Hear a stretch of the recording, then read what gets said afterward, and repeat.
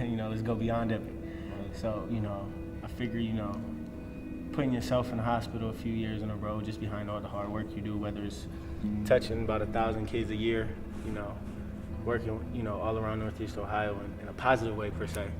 A lot of this stuff, people's like, man, how do you do what you do? How do you do Mind Flight? How do you be a principal?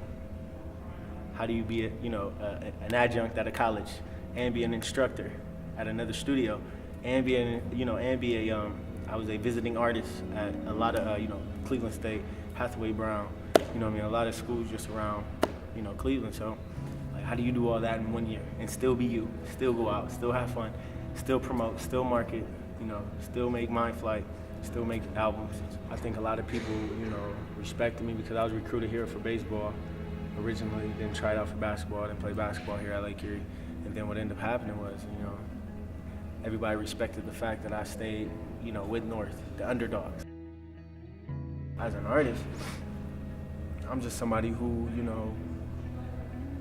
I give an experience of, basically what's real, obviously, but what I've been through, I can't say I've been in, a million gunfights and shot this person and did all this or sold this amount of drugs or this, that. No knock to what people do, but what I'm saying, that's just not who I am. So what I do, I make music, make it, that can reach to someone in the hood who, may struggle, because obviously emotion is one thing that attaches, whether it's the hood, suburbs, rural areas, wherever. Emotions, is something that, connects us all. So I speak, with an emotion, from an emotional standpoint, talk about what's real, and then, go to the party side, which that's also something we all like to do as well. So, that's me all in between, being the underdog, actually having something, feeling good about yourself, struggling, and then actually accomplishing something behind it. Mind Flight was such a piece for me because here, I remember somebody from, I think it was Pittsburgh told me like, oh yeah, somebody from Akron is gonna rap, you know what I'm saying? Somebody from Akron is gonna do music, okay. And I just bit my tongue at that point in time, but action speaks so much louder, so I really just stopped talking after a while and started doing it. It was like a period for me where, I had got out of college, I was a gym teacher trying to find myself. I didn't want to follow the cliche because, every quote unquote, everybody raps, which is hilarious to me, but I've always been that person, if I'm gonna do it, I'm gonna do it my way and I'm gonna own it. For Mind Flight, it was like I was gonna take people's minds on something that they never been before, where it's like one of them albums where you can just pop it in and it's like, wow, he gave me a little bit of everything. So, it was who I am, meaning I can go sit down in a business suit, meaning I can go and, go to, my people's playing beer pong, or I can go, sit at a classy restaurant, whatever.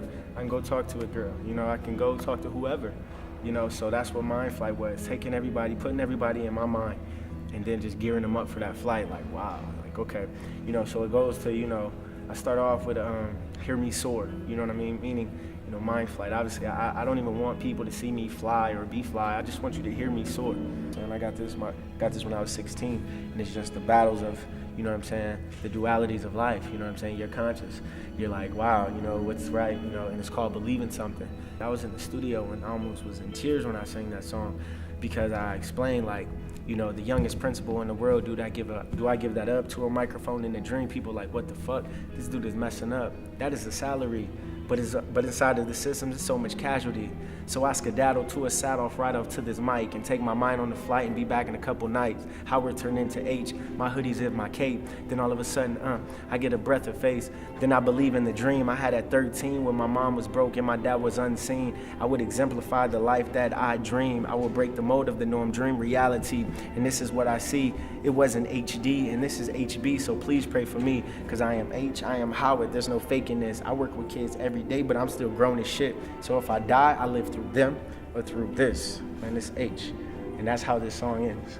Like, that's how the whole CD ends, and you hear a plane take off, and that's Mind Flight for you. Where I see myself taking all this is just creating my own record label, signing, new artists and giving them that opportunity. Because me, I have a fallback plan, my friend Maddox said, he said, H, you got your degree. Some of it, this is all we got.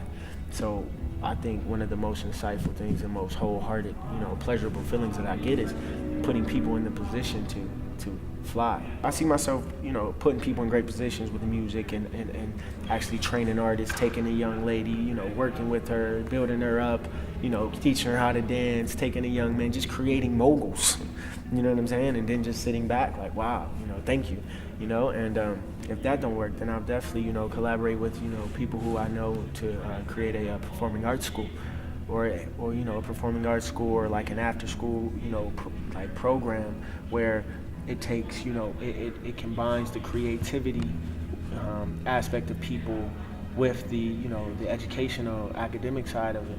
Why are you not conforming, basically what they're asking? And I'm like, I don't want my individuals to conform. I want them to be accepted, because that's how I was, Unfortunately, I have to put on a suit every day. You know what I'm saying? Unfortunately, this is the stuff I have to do. I wish I could be creative. You know what I'm saying? But then, when they start to see, when you give people these opportunities to let them be themselves and their mind just bloom, it's like, wow, you know what I'm saying? That's amazing. If I could teach them that perfect medium to have that fallback plan and be creative, we're in trouble. So what I say is, do not let me get into a position of power. I'm going to change everything.